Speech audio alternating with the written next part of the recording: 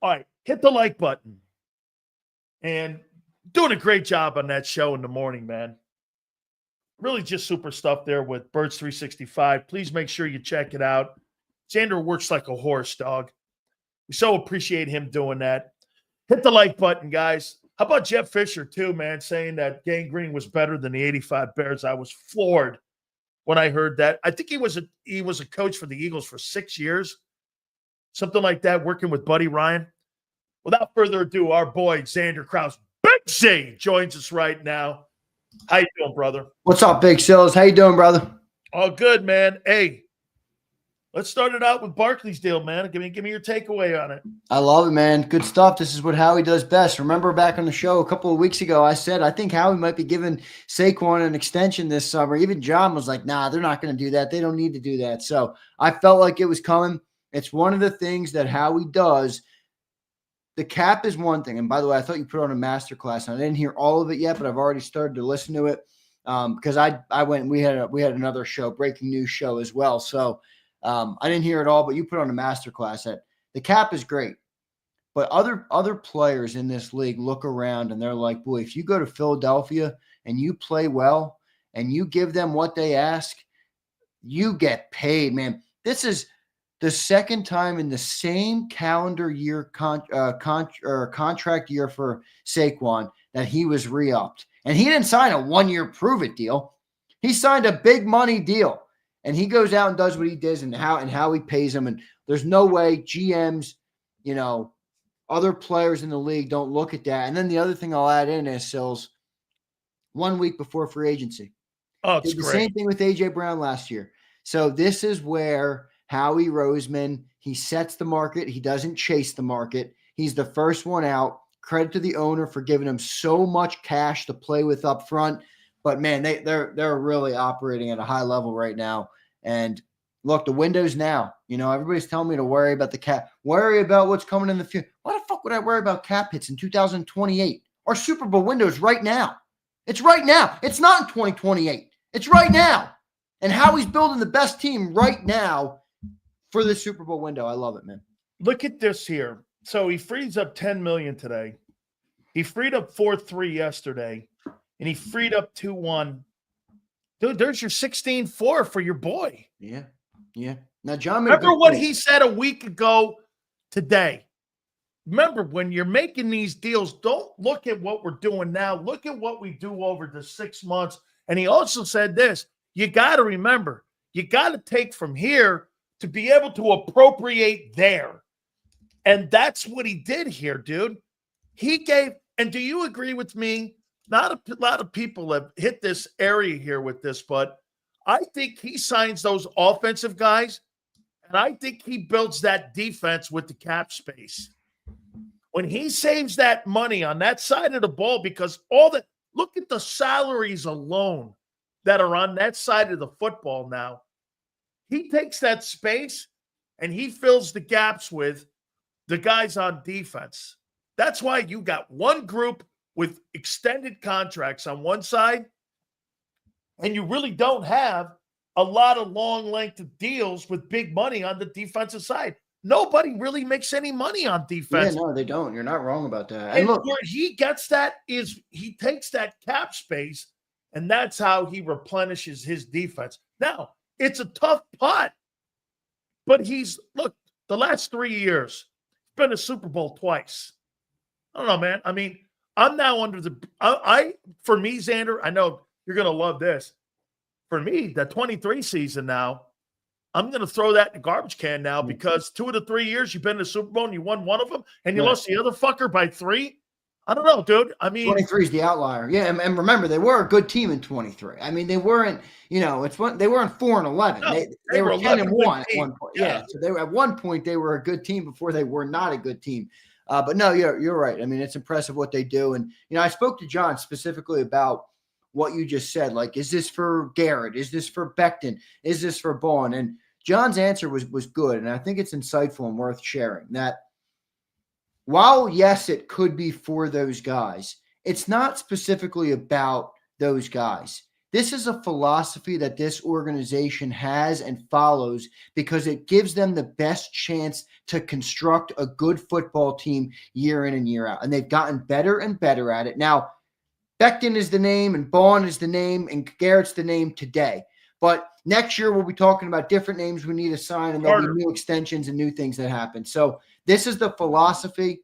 It only works, by the way.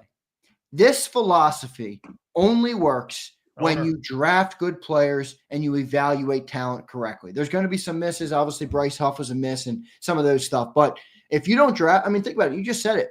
Dude, if they didn't draft good on defense, you'd be talking about a bunch of stiffs. But they've drafted well.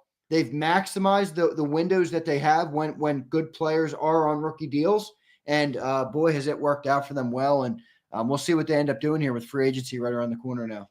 Cowboys don't deal in substance and reality. The Eagles deal in substance and production. Yep.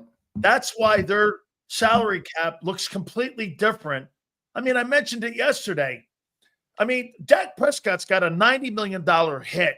Hurts has got a $21 million, and the guy makes $9 million more in Dallas.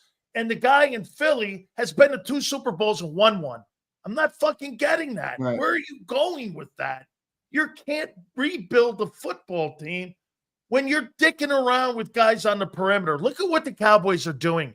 The Cowboys are taking perimeter people and extending them, a receiver and a edge rusher. Those guys have no impact on 2 of the things that win games, stopping the run and running the ball. Yep. I mean, and by the way, Howie today reset the market for running backs. Saquon Barkley and Howie Roseman have now elevated, along with Derrick Henry, Josh Jacobs, hell, even Aaron Jones. Look at all the production. Every one of those teams, guys I just mentioned, Zander, helped their team get to the playoffs. It's amazing. Every one of those guys. And it's look at Saquon. the Jets are going to cut Devontae Adams. I mean, dude, get the running game. Did Saquon Barkley single-handedly save the running back position in one season? I mean, he's making over $20 million. And by the way, deservedly so, man. He looks like he deserves What are the you money, thinking if you're the Giants right now? Well, I mean, here's the tough part about this conversation, and I say this as an Eagle fan. So most Eagles fans will watch and be like, hey, you should crush the Giants. Fuck the Giants. I get it. Fuck the Giants. You're right. You're not wrong.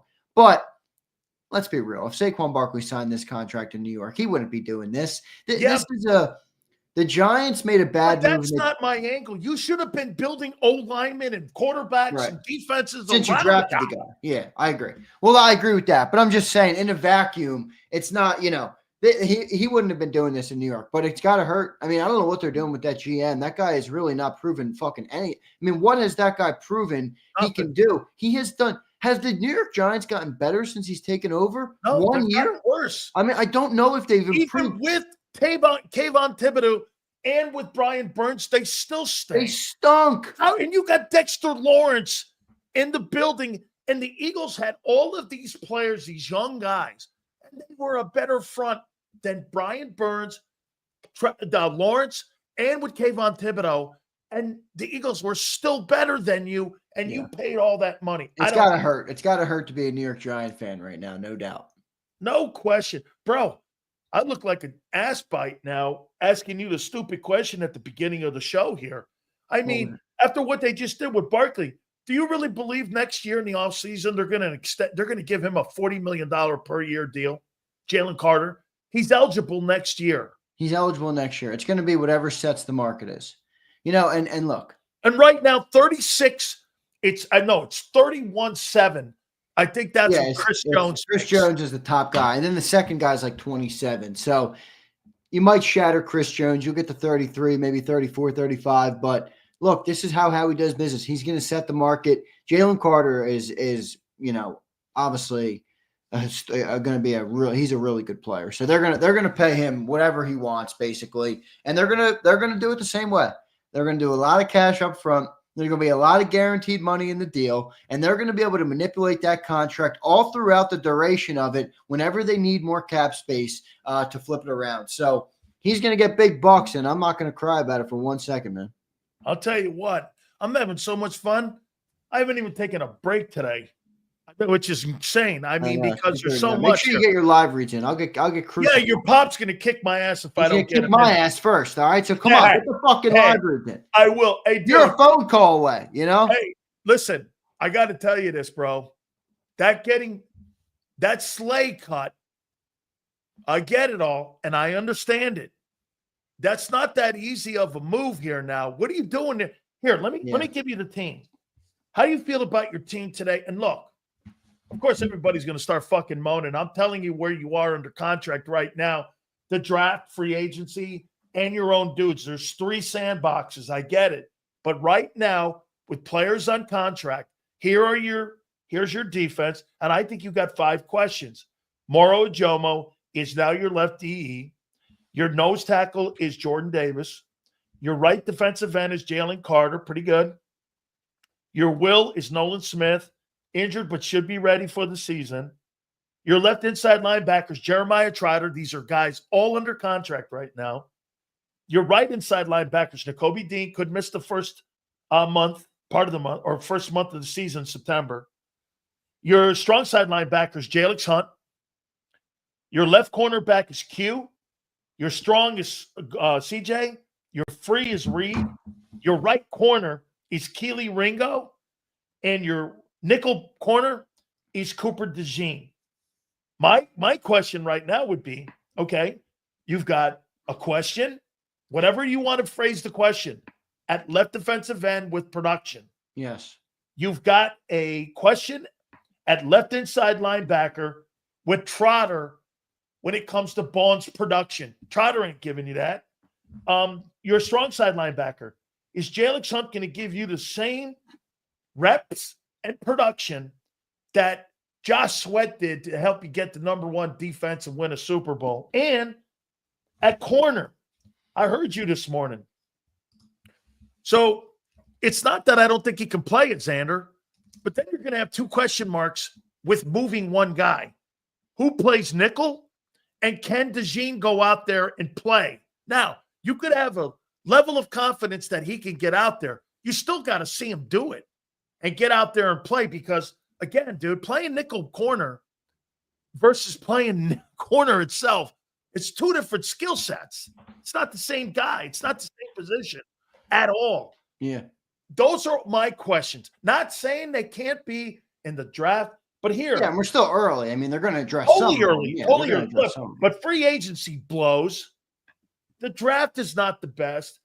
To me, the best option for the Eagles is to somehow get their own guys in the room. Yeah, I think you're right, man. And look, a lot of this is going to depend on who gets signed because, and when I say what I mean by that is I said yesterday I want Slay back.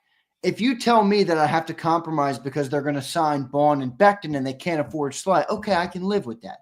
But if you're telling me Bond might be gone, Becton might be gone, Milton and Sweat are gone, I'm going to be like, hey, man, bring back Slay. He's worth bringing back because you're going to need some stability on that defensive side. So, there's going to be a little bit of lenience on either side, but I think the priority has to be Zach Bond. We talked about this yesterday. I don't see how you could let this guy go. I don't see how you would let this guy walk out the room. I think his impact on this defense has been comparable to the impact of Jalen Carter. I'm not saying he's the most as talented as Carter, but the impact in this system, in this scheme, in this city for this defense was comparable to Jalen Carter. And I don't think you let that guy walk out the room. I don't care what the money is. I don't care I don't care what it is. I'd rather go that route. And still something I'm warming up to right now. All right. And I didn't think I was going to be at this point. I'm starting to like some of the edge rushers I think are going to be available at 32. Now, you're not getting the cream of the crop guys. There's going to be a couple guys that go early. But if you tell me Landon Jackson falls to 32, dude, I would jump on that so fast with him. There's a couple other guys that are out there as well. Plus with Vic. Plus with Vic. Right, with Vic. Now, that's a gamble, right? That's a gamble. That's saying we need a draft, another rookie to contribute. Again, you're playing odds there. It's not always going to work out. So I don't love that. But if that's what you have to do and you bring back Bond and Becton, I feel pretty good about that. I really do. But we'll see what ends up happening. By the way, Jalix Hunt, He really came on at the end of the year. I'm not saying he's going to be Sweat, but Sweat had what, 8 sacks last year? Yeah, but Jalen Hunt had 1.5, and he had 1.5 in the playoffs, which was more than Sweat in the playoffs. So yeah, I'm not saying he's going to be 8.5, but can he be 4.5? Can he be 5? Can he be 6? Somewhere in that range? Can he eat up 30% of the snaps versus last year he was 10 to 15% or whatever it was? You know, that's what I'd like to see from him. And then if you can create a rotation on that other side, I'd feel much better about it. See, the problem that I have with Nolan Smith and Jalen Hunt, they were the equivalent of Bryce Huff in New York. They're 500 snaps, something like that, with high production. Yeah. You put 900 snaps on someone. Let's see who you are then. Right. When you got which to is play maybe that the most amount of impressive volume. part of Carter's year, right? That's Is how good right. he played at the end of his snap. And Davis. Yeah, and Davis. Both played amazing at the end of the year. Which That's right. Yeah. Because they were in shit. Hey, because you know what? I heard people saying that Vic was running when no one else was running conditioning drills. Right. Vic was running conditioning drills to get everybody in shape. And that panned out and off when you got later in January and February. There's no doubt about it. You made a point, and I want to add to that now. Does now the signing of Barkley and this new contract, does that push Becton up the list now where you want him back where as a priority? Because look, dude, I don't want to fall off to Tyler Steen at that spot. No, you're right. I mean, look, you just spent $20 million on a running back. You want to make sure you're getting the right, you got the right guys in front of him again to be able to be as productive. So, look, I'm kind of with you on this. I talked to John about it a little bit. I actually asked that same question, and I'm like, is he more important now? You feel good because you have Jeff Stoutland, and you feel like they're going to be a good offensive line with or without Becton. But specifically because of the payment to a running back and because of how good Mekhi was in the running game, I think it's a no-brainer. The other thing is, Sills, let me pull up this chart for everybody because I want people to see this. I really want people to see at what we have right now and why we talk about this window being wide open. All right, let me pull up this graph. It'll take me 2 seconds. All right, and this is another reason why I want Mekhi Becton. All right, here it is. All right, here we go. All right, this right here is a chart of the Eagles starters, okay? The starters on offense, all right? You can see this is who you have under contract through 2028. So let me make it a little bigger for everybody to see. All right. You have Jalen Hurts under contract through 28. Saquon Barkley under contract through 28. A.J. Brown, Devontae Smith under contract through 28. Jahan Dotson not, but we're not tripping about that. Tight end, we've obviously identified that's the biggest position of need on offense right now. Mailata, Dickerson, Juergens is due for an extension this year. Lane Johnson you have for the next 2 years. So now go into Mekhi Becton here. You give me a 4-year deal with Mekhi Becton at $50 million or 4 years, $45 million. Boom. Now you have stability on your offense that is really unprecedented. And the rest of what you're doing is building around that defense. You're going to invest draft picks. You're going to do all sorts of different things to move that defense around. So I think Mekhi Becton's important because you check off a big box on offense for the foreseeable future. By the way, when all these contracts are signed, Howie has a clause in every one of them. You're not going to lose any money, but I can rework it at any time if we need cap space. They're going to have flexibility in all the deals, and then you take that flexibility and you use it to leverage a defense. Vic Fangio pulls the most out of those guys. I mean, the formula right now, the next 4 years could be better than the previous 4 years of the Eagles. I mean, it looks so good right now on paper, and if you get Mekhi Becton done and that Juergens extension, which I'm assuming is coming, boy, you're in a good spot on that offense, man. I want Becton and Bond. The other two. Other two are going to be gone. I mean, let's be real. Did you see what that Cowboys guy got paid today? 4 years, $80 million. I mean, come on. 38 guaranteed. Milton Williams is going to get so much Milton money. Williams is going to get exactly that number from the Vikings. Yep. So, and look, here's the other thing. What I just showed you, while as beautiful as it is, right? I mean, you pull it up, as beautiful as that is, all right? There's a downside to that in that you're not going to have as many resources for defense. And this is where the people who say, why do we want Myles Garrett, maybe have a point. Because if you go and you take the right edge at 32, let's just say for a second we get a guy that can contribute like like we had this year with Quinyon and Cooper. I know they're a different position, but let's say you take Jack Sawyer, or let's say you take Landon Jackson. Let's say Shamar Stewart, somebody, James Pierce, whoever we end up with, and they hit, dude, you're going to have a rookie contract edge rusher. You're 2 years away from paying Nolan Smith still. You're 2 years away from the money kicking in on Jalen Carter. Jordan Davis might get that extent. Who knows what happens there? Quinyon and Cooper are on rookie deal. Like, now you're looking at a legitimate 4-year Super Bowl window that's undisputable if you stay healthy. So that's where I wonder, like, if you do go Garrett, what does that mess up? You know, what do you have to do to get him? And I think that's a fair conversation, but I see all sides of it. But boy, with the way the defense is right now, number 1 overall defense, G. Fish, you bring up a name I love, and Walter Nolan. I'm starting to like that draft. I'm starting to like the options in the draft a lot, but we'll see what ends up happening. Absolutely, man. I think he's creating cap space. I believe he's creating cap space for 2 things: Garrett, Bond, and Becton. Okay. And by the way, I made a point to you guys yesterday about Zach Bond and his love for Wisconsin.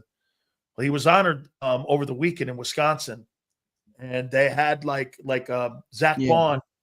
And believe me, if you don't think that was orchestrated by the Green Bay Packers to try to make that thing seem a lot more comfortable and you wanting to come back to Wisconsin, where you played your college ball and where you're from, think about that. This is going to be a tough putt here. I'm going to ask you something here. How would you feel about me throwing this at you? I'll tell you this, man. Right now where I'm sitting, if I'm Howie and I got all those things that you just said, what about cutting Goddard and saving cap space with that and cutting loose and getting rid of him? Listen, he is a really good player. He's just too expensive and always hurt. 2 things Howie has to hate: expensive, and you know what I'm saying? How about cutting loose and making him a June 1 cut? What about that? What do you think of that? Well, if you look at the savings, I mean, you're not getting much savings. If you do post June 1, like you said, you're saving $6 million on the cap this year, $6.7 million, but you're taking on some dead cap money for the next 2 years. It's not a bad idea, but here's my problem with it, Sills. You're saving $6 million, but what are you getting back? What do you mean in production? Yeah, production-wise. Okay, production-wise. Like, are you getting a competent – and look, we've talked about – this has been a theme this offseason already in terms of what are the other options, right? If there's no other option – would you draft a kid down there, that kid? Well, I think you're going to do that anyway, but does that mean you're ready to move on from Goddard and then you're going to go into the year with a rookie in Calcaterra?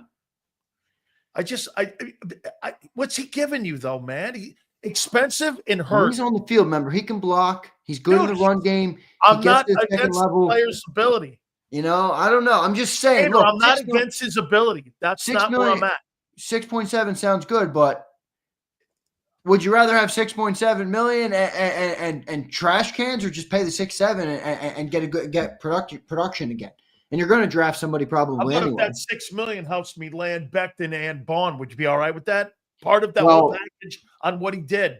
In a perfect world, yeah, but I think we can afford Becton and Bond before you're talking about that $6 million. I think that $6 million would be needed if you did go for a guy like Garrett, where now you're going to need to come up with extra money, you know, that you didn't have already worked into the plan. So I don't know. I think that's an option. I'm not totally opposed to it. Here's what I hate about it. This is what I absolutely hate about it. If you tell me September 6th or September 8th, whenever that first game is, and Grant Calcaterra is our tight end 1, I'm not going to feel good about that. I'm not going to feel good about saving $6 million to trot Grant Calcaterra out there as tight end 1. All right, I like Grant. He's just not that guy. And we need a guy that can block a little bit. Dude, we're a run-based offense right now. And based on the contract extension today to Saquon, we're going to be a run-based offense again next year. So that's right. I you know, you're going to need a run guide there. Now this is going to be off the top too here. Dude, what you just did with Slay, do you think at all in your wild imagination that at 32, Howie would draft another corner? I don't think he would. I really don't. But I think there's a scenario that exists where a cornerback falls maybe in round 2 where they could jump on that. Oh, so But you think 2 or 3, there could be I think somebody 2 in or there. 3 is more likely. One, I don't. If they trade for Myles Garrett, then maybe. Like, if I don't know what you'd have to include in that trade, but if you satisfy your need at edge and you feel really, which by the way, I do think they feel good about Moro Ojomo replacing Milton Williams. He had a lot of snaps last year. He was pretty productive in those snaps. Milton Williams had 600 plus snaps. Moro Ojomo had like 480. So you're not talking about like Milton Williams didn't play 1,000 snaps. So Yeah, but I don't think he has well, I'll take that back. I haven't seen him yet give me the notion that he has the flexibility to be able to play a 7 technique, a 5, or a 3. I haven't. Now, that doesn't mean he can't, Zander. I haven't seen him in that how role versatile yet. he is. Right. I agree. That's still a question. But look, the scenario I could see would be, maybe the Birds trade back and get 2 second rounders, Okay. Or they take an edge in that first pick. And then if there's a guy there's one guy that's injured that's really good that I think they would like. And that's that Benjamin Morrison kid, that Notre Dame kid. Me and John have talked a lot about him. If that guy falls, maybe I could see the Birds thinking they get great value there and going for a guy like that. I just don't see secondary right now. So, I mean, think about what we just talked about with the cap and think about what we just talked about with needing the defense to be able to step up. You're simply not getting the value there. It's so much more important to get defensive linemen and edge players that are playing good on rookie contracts. And it stays in their philosophy. Exactly. For example, Isaiah Rodgers is going to cost $4 million this year. Tops. That's cheap. I'm not saying he's going to be that great, but that you can do something with that. And that player, he's not awful. No. You're not getting a viable guy on the defensive line at $4 million. You're not finding it anywhere. No. So that's where I think they're just going to prioritize the trenches too much because it's so valuable. And with where they are in the cap, with how much money's going to the offense, they need valuable positions on rookie contracts on that defense. Couple last ones here for you before we read some supers. Any supers we'll throw to the top here. So 24 hours after my deal that I threw out to everybody, what do you make of that? What I said, if you're at 32 and you don't see anything down there you like, and you trade it to Tennessee, like we said yesterday, and you get Garrett and you end up, well, you couldn't because 32 would have to be part of that deal. Yeah. Okay. You're not moving around if you get Garrett. You're not. No. If you re-sign the guys you want, do you still think that that's a priority this year to draft somebody at 32? You think that's more of a priority to get something done because if you don't sign Sweat and you don't get Milton back, you're still going to at least need depth, right? And you still have the 5th-year option on Jordan Davis that you have to still come up with something. So do you hedge your bets by getting the kid from Ole Miss, by drafting a DT down there at 32? So is that a priority to get a player there still this year because you have so many question marks moving forward? Yeah, look, I mean, here's the problem not the problem, but here's a scenario with where we are with the Super Bowl window. What is the draft approach? Because I think that changes what you're willing to do with Garrett. Are you looking for immediate impact player right now that you can plug and play? Yeah. I feel like they're looking for that versus prioritizing a long-term developmental guy. I think they're going for an immediate impact player, which will change where they'll go and potentially what guys they would be willing to take at 32. They might like a guy, but if they don't feel like he's going to be an impact in round 1 or round 2 or in year 1, they might pass on him. They might trade back and let somebody else take him and try and get a guy that they think can be an immediate impact player. So look, this is where it does get hard though. When you're a great team, drafting, Philly 4-for-4, you can get developmental guys later. Yeah, but 4-for-4. I mean, look at the history of, late first round picks, man. A lot of them don't pan out. A lot of them don't pan out. So, you're in a tough spot late in that first round. You got to be better in the draft process when you're picking late in the round. So we'll see what ends up happening, but I do think they're going to go with an impact guy there and probably a trenches guy. Let me sneak one more in before we get to the supers here. So what they did last year, because they had the experience of Stoutland with Becton and they had Vic with Bond. And Vic's forte is linebackers. He's built linebacking cores all the way from the Philadelphia Stars, through the New Orleans Saints, through the 49ers, to the Philadelphia Eagles. If you're Howie, do you put more of a value on Vic or on Bond? I mean, my point would be, hey, Vic, this guy's done this for 40 years. Yeah. Finding guys. But what are you asking? Like, I don't have to pick between them. Why do I have to go out there and find another offensive lineman in the draft when I got Jeff Stoutland finding an alternative bust out of the Jets? Turn that guy into an all-pro. He's going to get a 4-year contract in Philly near $40 million. And you got a linebacker that's approaching a $50 million deal who was a nobody in New Orleans. So you're asking which coach can turn garbage to gold again? That's right. I mean, and plus these guys have done it for 20 years in the league. Don't you have a value on that too? Absolutely. Howie? Which one would you choose? I'd try to get a happy medium. Okay, I'd want to get that guy. I think you got to give Vic something, though. Look what he did with nothing.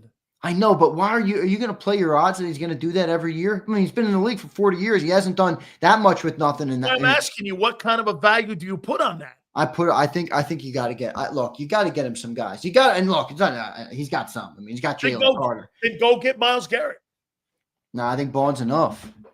Bond's enough. Okay. Yeah, I think Bond is enough. And you're right, because watch, Bond is 15. Garrett's 28. Garrett's more than that, isn't he? I think he's 28. 28, is that what he is? I don't think he's in that 30 room with yeah, you're right. 5-year, 125. So he averaged around 25 million a year. Yeah. Okay. But still 15, 25, 20, that's a big jump, dog. I mean, you jumped 10 million. It is. Give me Bond. I think there's a value on Vic and Stoutland. A big value. Dude, look at what he did with Isaac Seumalo. Look at what he did with Cam Jurgens a year ago playing right guard. Look at what he did with Becton this year. Dude, that guy was the 14th or 13th pick in the draft by the Jets.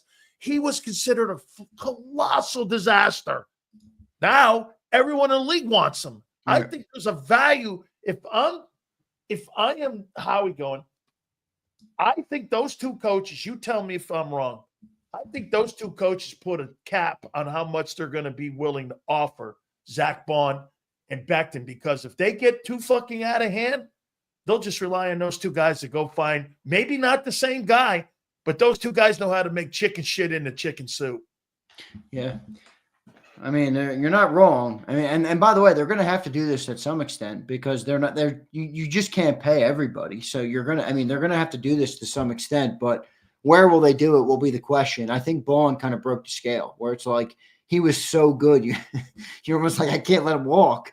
Dude, every week I kept saying, maybe you don't want him to play good. I mean, they let TJ Edwards had a pretty damn good year as a linebacker. They were like, okay, goodbye. They didn't even blink. They didn't even give a shit. Zach Bond was so good. He made you like, oh, yeah, do I do it? Do I let him go? Do I bring him back? So I think he was so good. They're going to bring him back, but I hear what you're saying. And what you're saying isn't wrong. I just think they're in a position right now with the next couple of years being so, in such good position that make the move. I mean, get him signed now and deal with the cap, deal with the stuff that comes from it later, because you just got to capitalize on this opportunity. But look, I hear what you're saying. I mean, you're not wrong, but all right, Vic. I mean, this is why you said people say you're a Hall of Famer. Let's fucking go, guys.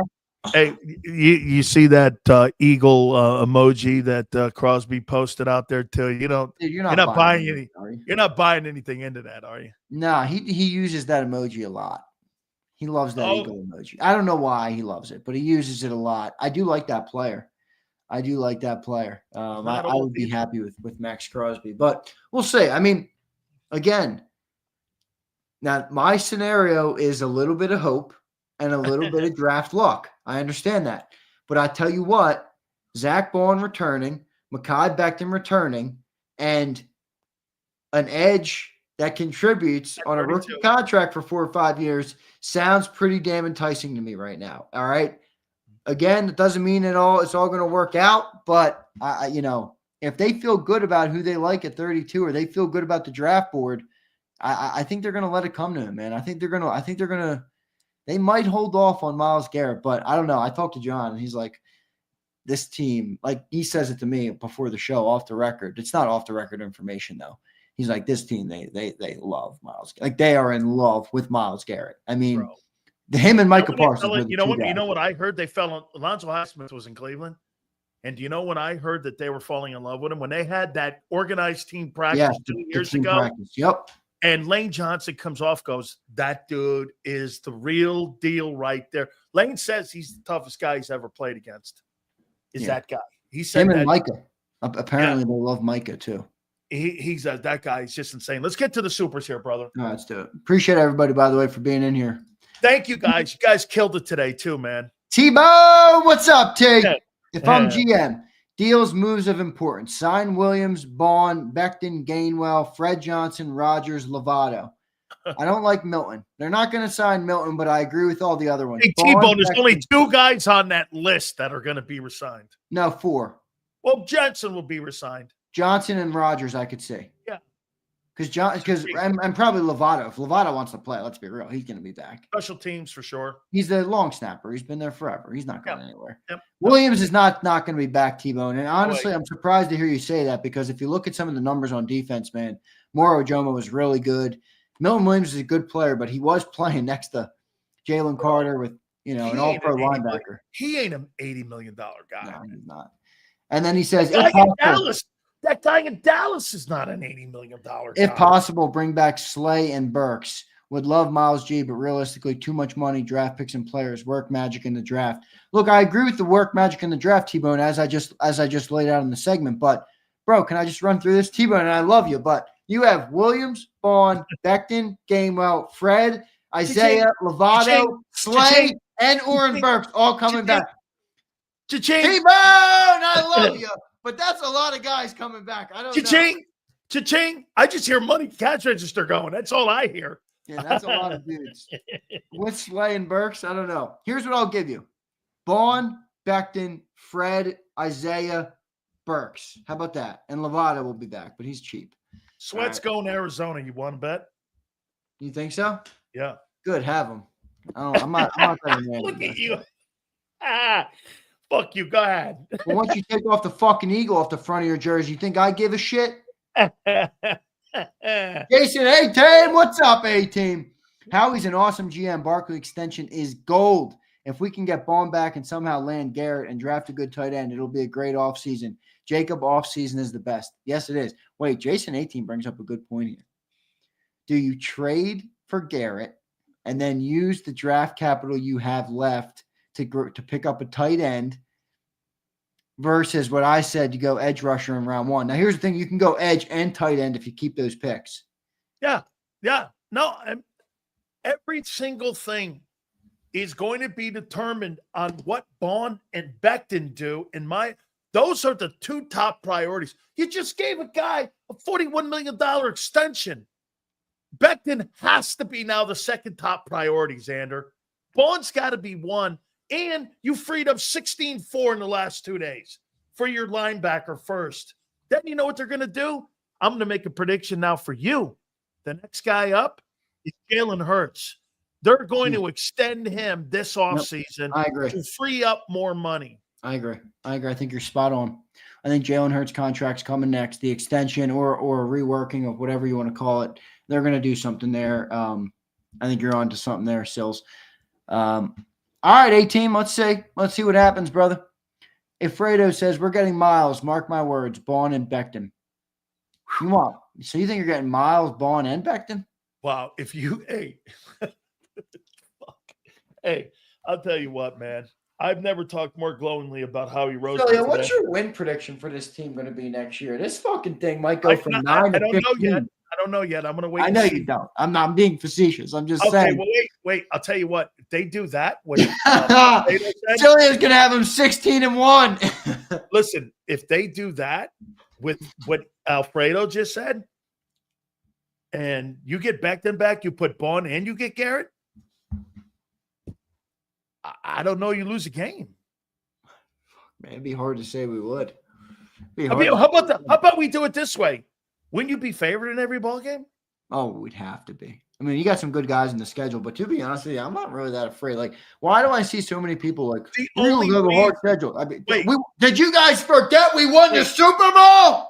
The only reason that I would say that some of them are right is because, Zander, when you, like in the SEC, we do have a harder schedule. No, when you play week to week, all 5 of those games are going to add up. Right, I got you. Okay, I mean, those are hard. If you're scared, you can call Stevie Boy. He can come in and help you.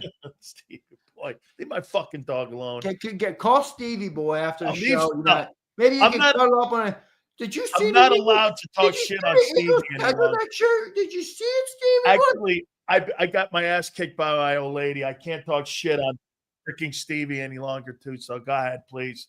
Don't get me in more trouble. I don't want to be eating ice cream sandwiches tonight for dinner. Let's get so. You need to go to Sileo's and start hanging out with Stevie Boy. All right, what are you scared? We're better than these teams. We're better than the Chiefs. We're better than the Bills. We're better than the Chargers. We're better than all these teams. What happened when you had a great wall last time? You went 1-7. We're playing the NFC North next year. Yeah, we got the Lions. We got the Vikings. Oh, Sam Darnold scare you? Come on, we're better than these teams. What if Detroit gets schedule? But what if Detroit gets Myles Garrett and Aiden Hutchinson on the other side? Well, they're going to be a good team. I still like my guys, but we're going to be a good. They're going to be a good team. I got it. No doubt. I mean, look, there's good teams in the NFL. That's how it is. They will be good, but we'll see what ends up happening with it. Big Dom, what's up, Big Dom? He says, so excited for this season. Bond, Becton, Garrett, LFG. That seems to be the 3-name combo that people want. Hey, Dom, you get that. You're favored in every ball game. Favored in every ball game. It's incredible. Big Dom, if they get that, bro, that'd be crazy. Yeah. Jason 18, this is how we do it. Ski Mask Howie Elite. Hey, I haven't talked so highly about that guy. You called him the best GM in the NFL today. You did. You remember that, right? You weren't blacked out. No way. I have CTE. I don't remember saying that. No, you said that, and you believe it too. You know it. He is, dude. I'm sorry. He is. The resume now, 2 Super Bowls, been to 3. Right. I mean, the resume now is there. How many playoff wins he has since he took over, the record of the football team, the max contracts, the amount of all-pro players, Pro Bowl players is top in the NFL. Everything is there now. It's no longer Eagle fanboy conjecture. He is, objectively speaking, the best GM in the NFL right now. He is. He found $10 million giving a guy $20 a year. It's crazy. Hey, Dinner. He helped his football team by giving a guy $20 a year. How's that happen? I know. You do that in Dallas, you got to cut 4 players. Hey, if you're somebody that for whatever reason doesn't like the Eagles owner, that you gotta give him his kudos for this. God. That's how it happens. All right. The Eagles owner gives, I give him permission to buy another yacht. Man. Look at this nerd. Shady, don't be a nerd. He says, Xander, stop.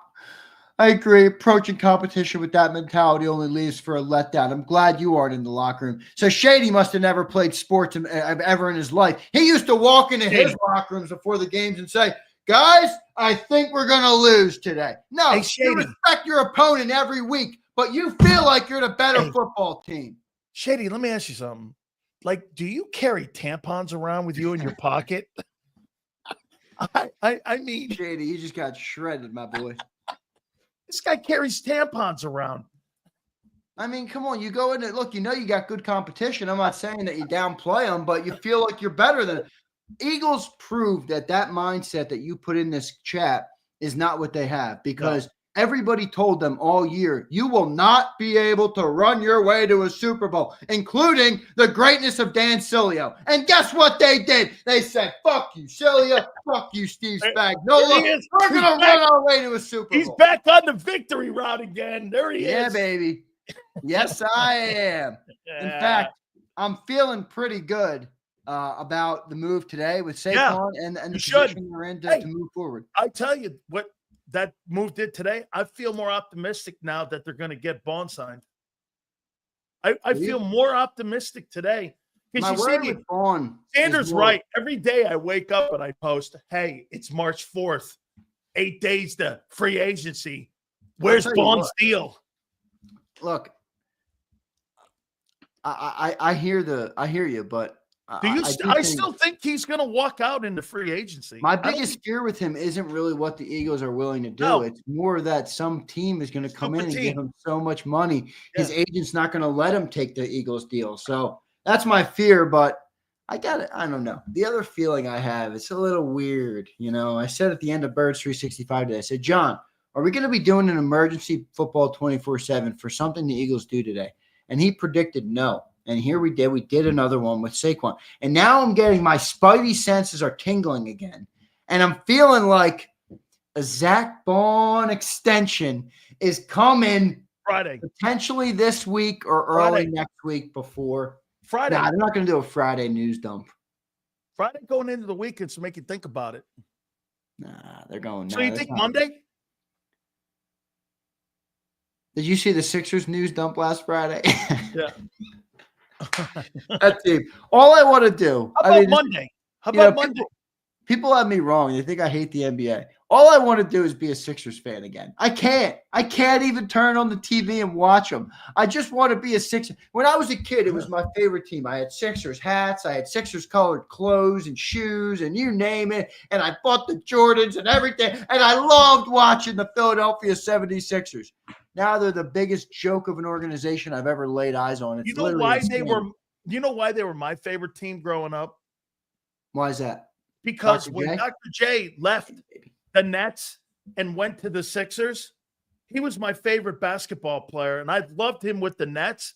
And then when he went to Philly, I rooted for the Sixers because then they got Malone, and they had him and Malone and Mo Cheeks. And all them dudes, I fucking loved that team, man. I did. And they crushed. I think they swept the Lakers in the finals. Yeah. That's how good that team was. All right. That was a good moment. All right, let me just do one more ripping and then I'll get out of here. All right. Shady says, I can't argue with Big Sills. He's played at a higher level. Xander, for you to dump on me like that shows your ignorance. Ignorance? Shady, with all due respect, I don't know who the fuck you are. You're giving me shit in the chat. I'm clapping back at you and now you're saying I'm ignorant. Come on, Shady. Everybody drop the snowflakes in the chat. Drop the snowflakes in the chat. All right? Put the snowflake emoji in the chat because we got a snowflake. Shady, maybe you need some rest. Hey, Shady. Shady, Xander just gave you a wedgie. Yeah, I did. Thank Lord, hip-hop was the best mascot. Yeah, hip-hop was dope. Lou Branch becomes a member. Lou, thank you, sir. I appreciate that very much. Oh, wait, one more super. Blaine says, Sills and Xander, why do you think this new offensive coordinator was recommended by Moore? Well, he was a Sirianni guy. Yeah, Kevin Patullo, it was recommended by Frank Reich. That's where he got his bones from, was in Indy. I mean, Kellen probably said, yeah, no, he's probably the guy. But this relationship started with Sirianni in Indianapolis. Come on, man. All right, let me get out of here. I don't want to Hey, Shady, don't worry, Shady. Xander just gave you a wedgie. How you doing? Shady, I still love you, brother. It's all good. Hey, I think Shady, I think but that's all right. Hey, Shady, I think you're wearing Sue's panties, man, but you can't have that mentality in here, homie. That's not working. I like how everybody's raining the snowflakes down on him. Shady, this is look, I hate to say it, brother. I'm sorry it's happening to you, but it is. It's just this is what's happening right now is, Big Dom, even M. Reyes is raining snowflakes down on you, man. It's a tough one. It's a tough one for now. Hey, Sills will make you look at this one here, man. What Angelo said here. Hey, Nah, Shady's good. He's been watching for a long time. We're good, brother. Nah, we're good. He just had a moment of flakeism. That's all right. Xander, great day, man. They say snowflakeism. It's like COVID. It's the thing spreads, and they say you need a mask and all these things. I don't get infected. It's like I never got COVID. All right, never got vaccinated. Never got COVID. I don't know. All right, same thing with snowflakeism. Somehow it hasn't hit me. All right, let me get out. You got the 10-foot rule. Xander, great stuff, man. I'll catch you in the morning, brother. All right, see you, brother. You got it. That is Zander Krause. Make sure you catch him on Birds 365. And also, make sure you guys check out my great friends at Morgan & Morgan, the #1 injury law firm in America, and their resume speaks for itself. With over $20 billion in recoveries for families across the United States, this is what Morgan & Morgan is. Folks, if you got any issues going on in your life right now that you need an injury law firm, there's only one law firm in the country that will service you to make sure that you get the best for you and your family. Family in Pennsylvania, I told you about, an insurance company offered them $600K. Guess what? Turned around. Morgan & Morgan got that family in Pennsylvania $26 million. In Florida, $350K was an initial offer from an insurance company. Morgan & Morgan got them $12 million in recovery for their family because Morgan & Morgan is there to fight for you. Very easy decision to make here. If you're ever injured, please check out my friends at Morgan & Morgan. The fee is free unless they win. For more information, go forthepeople.com/big sales or pound law 529. That's FOR, thepeople.com/big sales or pound law 529. And do me a favor, you tell them Big Sales sent you.